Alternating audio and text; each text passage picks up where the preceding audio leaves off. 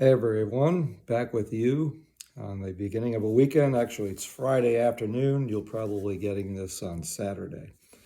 We've been talking about Abraham in the book of Genesis and the covenant that God established with him, the promise of land being given to him. And we're going to shift the scene now away from Abraham to his son Isaac. We talked about the near offering of Isaac last week, the test that Abraham was given to see if he loved God more than his son Isaac, and he passed. So now we see in Genesis chapter 24, we've got the story of Isaac now needing a wife. And Abraham has a servant by the name of Eliezer. He's from Damascus, which is in Syria to the north, and he is going to be given the charge to go back to Padan Aram, which is Babylon, and find a wife for Isaac. Abraham doesn't want any of the heathen women in the land to become a wife of Isaac. So he sends Eliezer out into Babylon, which is basically what it is, where he was from originally. And we see that he goes and he is going to be praying. In chapter 24, he says, Lord God of my master Abraham, verse 12, please grant me success today. Show loving kindness to my master Abraham. Behold, I'm standing by the spring. The daughters of the men of the city are coming out to draw water. Now may it be that the girl to whom I say, please let down your jar so that I may drink, and who answers, drink, and I'll water your camels also. May she be the one whom you have appointed for your servant Isaac, and by this I will know that you have shown loving kindness to my master. This is what we've called over the years a fleece. Kind of like, you throw something out, seeing if God is in it. And remember, this is Old Testament. And Eliezer, we don't even know if he has a real relationship with God, but for the sake of Abraham, let's say he does, and he prays and throws this fleece out, and he is answered. Interestingly, and I heard this years ago, to water all these camels, it was an entourage that he took. It wasn't a solo act. He's got camels with him, probably provisions, supplies, all of that. For Rebecca, who is the girl here, to say she will water the camels was a real act of service. She's the first one who comes to him, and he inquires about who she is, where she's from. And she says that she is the daughter of Milcah and Bethuel, who was the wife of Abraham's brother Nahor. So she's related. Abraham is her uncle. Eliezer gets the camels watered, and he drinks, and now he knows that this is the one that God intended for Isaac to be a bride. And it says in verse 26, the man bowed low and worshiped the Lord. So there, he does have a relationship with God. Then he is going to meet the family. And Laban is the brother of Rebekah, and they can have fellowship here and food. And Eliezer tells him and the family about Abraham, how he's become rich in Canaan and is looking for a wife for his son Isaac, who's about 40 years old now. And we have also, I didn't mention this, Sarah has died, who is the mother of Isaac. And it says that she was 127 years old when she died. Isn't this interesting? She's the first woman in the Bible. Actually, let me rephrase that. The only woman in the Bible whose age is recorded at her death. So another reason to get Isaac a wife, because he's bereaved over losing his mother. So all this takes place, and Rebecca is given the choice, do you want to go with this man? She says, yes, I do. So she goes with Eliezer and goes back to, they're living now, the family's in the Negev. And here's another interesting point. In verse 60, I'm still in chapter 24. The family blesses Rebekah and said to her, may you, our sister, become thousands of 10,000s. That's kind of like the same blessing that Abraham got and is passed down to Isaac, that they would have many, many descendants. So both of them, one, the word of the Lord to Isaac, but also the family is prophesying, if you will, to Rebekah that she would become the mother of many, many people. And she does. So now they're going back into the Negev. Isaac's out in the fields, meditating in the evening. The camels are coming. Rebekah lifts up her eyes and she says, who's this man walking toward us? Eliezer says, he's my master. She takes her veil, covers herself, and then Isaac brought her into his mother Sarah's tent. He took Rebekah and she became his wife, and he loved her. Thus Isaac was comforted after his mother's death. We don't see God addressing Abraham after chapter 22. One more reference to him. In 25, it says he took another wife whose name was Keturah. We know nothing about this woman at all, except that Abraham has 6 more children by her. I'm not even going to try to mention all the names there in verse 2. But some scholars believe that Abraham took this wife, Keturah, when Sarah was still alive. I don't see this because after she dies and Isaac is married, it says now Abraham took another wife. I think that was the sequence of time here. One more reference to Abraham in verse 7 of 25. It says, he dies after having lived 175 years. I think probably one of the reasons why those scholars believe that he took Keturah while Sarah was still alive, because he had 6 more children at an advanced age. But remember, age is not the same in those days as it is now.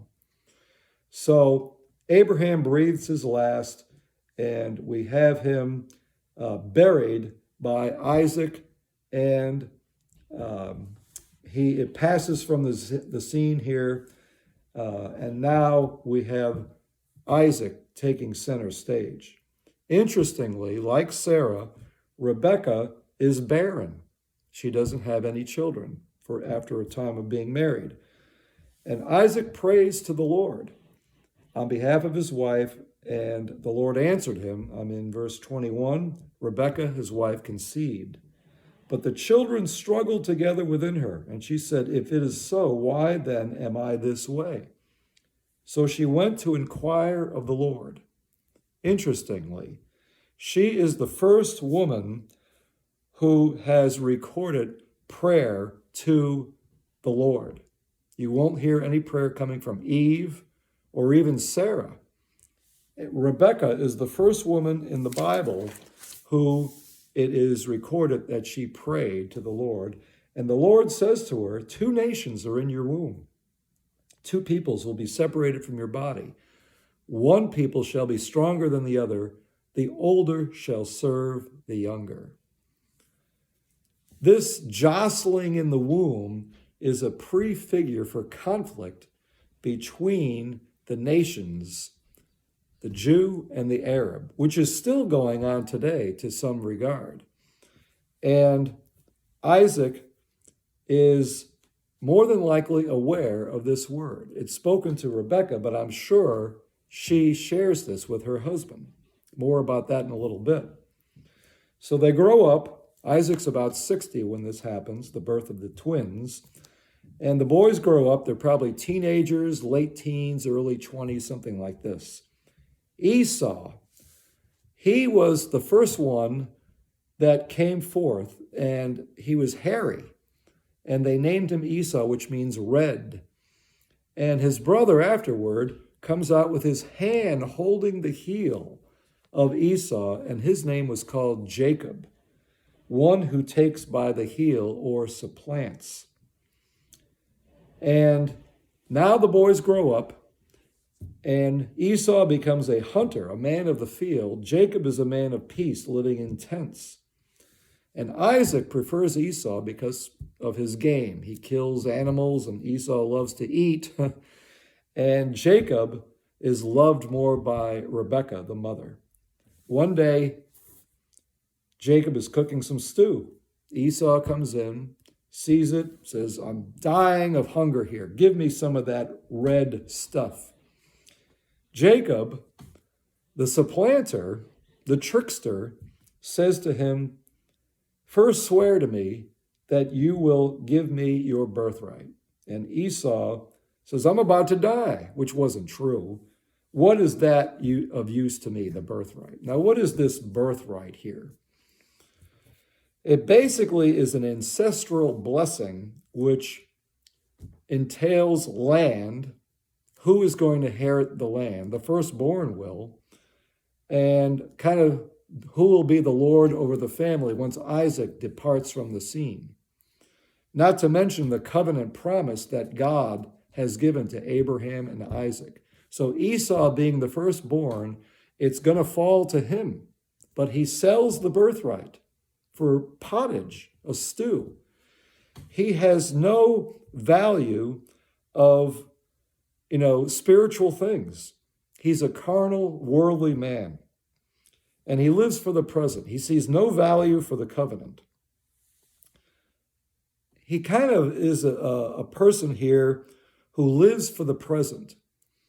And Jacob, on the other hand, is typical of the natural man who takes from another what he desires. So you can see the competition between the two of these brothers, even back then.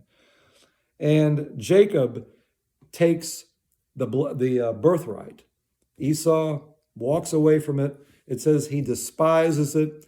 It's kind of a strong word. The Hebrew there means really has no value for it, doesn't care for it, not important to Esau. So some time goes on, and now they are going to Gerar, again, a famine in the land. And I'm not going to get into that a whole lot.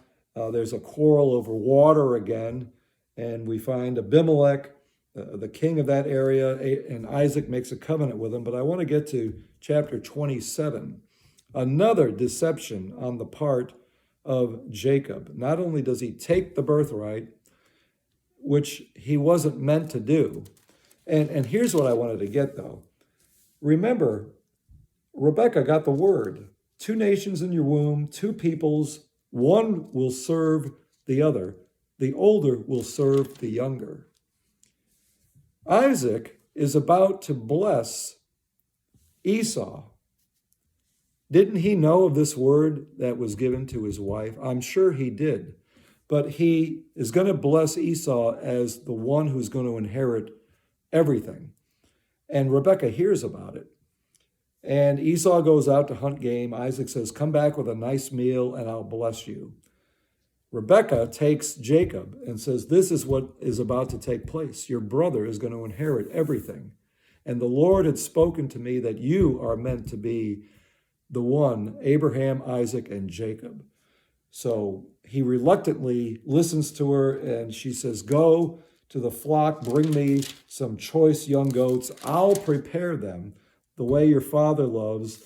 And then she takes animal skins, puts them on Jacob's arms and hands to deceive Isaac.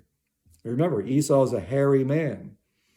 And he says, this is not going to go well. And she says, let this be upon me if it doesn't go well. So she cooks the meals. Esau's still out hunting. Jacob goes into his father and says, Father, here I am. And Isaac says, who are you, my son? And he says, I'm Esau, your firstborn. A lie. I've done as you told me. He gives reference to the fact that God gave him favor finding some game so quickly. Another lie. And then Isaac says, how is it that you have the voice of Jacob, but as he feels him, remember Isaac's blind by this time, he says it's the hands of Esau, but the voices of Jacob. He didn't recognize him because his hands were hairy. And he says, is that really you, my son Esau? He says, I am. Bring me the game. He eats, And then he blesses Jacob, making him the proprietor of the covenant and the promised blessing of the descendants coming forth from him. Now, this is very interesting. God overrules what Esau is about to do. Providentially, he wants to see Jacob come into the lineage here as the proprietor of the covenant. And even if it was done by deception, he overrules that, and it still falls to Jacob to be the next patriarch of the family and the nation. Israel is going to be formed here, but that's another story. Isaac comes in right after Jacob leaves. Amazing. And he says, "Here I am, your firstborn." And Isaac trembles violently. Verse 33, "Then who was that who brought game in here, brought it to me? I ate of it, and I blessed him, and he shall be blessed." The blessing cannot be recalled. Esau cries bitterly. He gave up the birthright. He didn't care about it. Now this blessing, all of a sudden he's interested in that, probably because he saw it being a meal ticket for him, that he was going to be, the head man here. And he weeps, and he says to Isaac, his father, "Can't you even still bless me?" And he does, but it's secondary. So in verse 41, Esau bore a grudge against Jacob because of the blessing with which his father blessed him. And he says, "The days of mourning for my father are near, then I will kill my brother Jacob." Little does he know, Isaac is going to live quite a long time after this. Isaac even thought he was going to die. Maybe he had some illness, but he recovered from it. Doesn't say that, but he does all this thinking he's not going to be around for a long time. However, they understand that Esau has this grudge and that he is looking at Jacob cross-eyed, wants to repay him for this. So Isaac and Rebekah both say to Jacob, "Leave here and go to the land of Padan Aram," which is Babylon, where Rebekah was from, "and you shall not take a wife from the daughters of Canaan." Same thing that was given to Isaac. "Go to my father's house, Bethuel, and from there take a wife for yourself and from the daughters of Laban." And Rebekah even says, "Leave until Esau's cooled off," so to speak. So here's Jacob leaving. Esau, by the way, knowing he married heathen women, which did not go well with Isaac and Rebekah. Now he goes to Uncle Ishmael and takes one of his daughters and marries her. So he's a bigamist. So the story goes, Jacob goes into the land of Babylon, and he has this dream of a ladder where angels are descending and ascending upon it, up and down, and the Lord speaks to him in the dream and tells him he is going to receive the covenant blessing. Your descendants will be numerous, like the sand on the sea, stars in heaven. And I love verse 16 of chapter 28. Jacob awoke from his sleep and said, "Surely the Lord is in this place, and I did not know it." How many times have we been in places and we're not even aware of the presence of God with us until after the fact, and then we say, the Lord was leading me and I didn't even realize it. It was in this place, and then we are clued in, we're made aware. We'll pick up next week when Jacob meets Rachel and her father Laban and all that encompasses in that story. But for now, this is what I wanted to share with you today. And have a good weekend. We'll see you next week.